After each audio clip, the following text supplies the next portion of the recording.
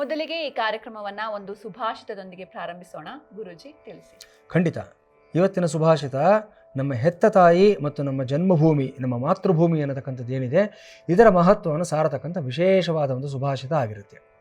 ಈ ಸುಭಾಷಿತ ಸ್ವರೂಪ ಈ ಪ್ರಕಾರವಾಗಿ ಇದೆ. ಅಪಿ ಸ್ವರ್ಣಮಯೀ ಲಂಕಾ ನಮೇ ಲಕ್ಷ್ಮಣ ರೋಚತೆ, ಜನನೀ ಜನ್ಮಭೂಮಿಶ್ಚ ಸ್ವರ್ಗಾದಪಿ ಗರೀಯಸಿ. ಬಹುಶಃ ಎರಡನೇ ವಾಕ್ಯ ನಮ್ಮ ಎಲ್ಲ ವೀಕ್ಷಕರಿಗೂ ಸಹ ಒಂದಲ್ಲ ಒಂದು ಹಂತದಲ್ಲಿ ಕೇಳೇ ಇರ್ತಾರೆ ಜೀವನದಲ್ಲಿ. ಜನನೀ ಜನ್ಮಭೂಮಿಶ್ಚ ಸ್ವರ್ಗಾದಪಿ ಗರೀಯಸಿ ಅನ್ನೋದು. ಇದರ ಕಾಂಟೆಕ್ಸ್ಟ್ ಗೊತ್ತಿರೋದಿಲ್ಲ, ಎಲ್ಲಿಂದ ಬಂತು, ಯಾರು ಹೇಳಿದ್ರು, ಯಾವಾಗ ಹೇಳಿದ್ರು, ಯಾಕೆ ಹೇಳಿದ್ರು ಅನ್ನತಕ್ಕಂಥದ್ದು. ಇದು ವಾಲ್ಮೀಕಿ ರಾಮಾಯಣದಲ್ಲಿ ಸಾಕ್ಷಾತ್ ಶ್ರೀರಾಮಚಂದ್ರನೇ ಹೇಳಿರ್ತಕ್ಕಂಥ ಒಂದು ಸುಭಾಷಿತ ಆಗಿರುತ್ತೆ. ಇದು ಲಂಕಾದಹನವೆಲ್ಲ ನಡೆದ ನಂತರ, ರಾವಣನ ಮೇಲೆ ಯುದ್ಧವೆಲ್ಲ ಮಾಡಿದ ನಂತರ, ರಾವಣ ಸತ್ತೋದ ನಂತರ, ರಾವಣನ ಗೆದ್ದು ಬಿಟ್ಟಿದ್ದಾನೆ ಶ್ರೀರಾಮಚಂದ್ರ.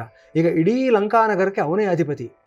ಯಾರೋ ಅವನನ್ನು ಬಂದು ಲಂಕೆಯನ್ನು ಆಕ್ರಮಿಸ್ಕೊಂಡ್ರೆ ಯಾರು ಬೇಡ ಅಂತ ಹೇಳಿರ್ತಕ್ಕಂಥವ್ರು ಯಾರೂ ಇಲ್ಲ.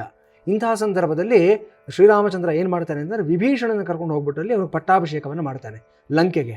ಆಗ ಲಕ್ಷ್ಮಣ ಕೇಳ್ತಾನೆ ಅವನನ್ನು, ಯಾಕಣ್ಣ ಈ ಥರ ಮಾಡ್ತಾ ಇದೆಯಾ ನೀನು? ಇಡೀ ಲಂಕೆ ನಿನ್ನದೇ ಅಲ್ವಾ?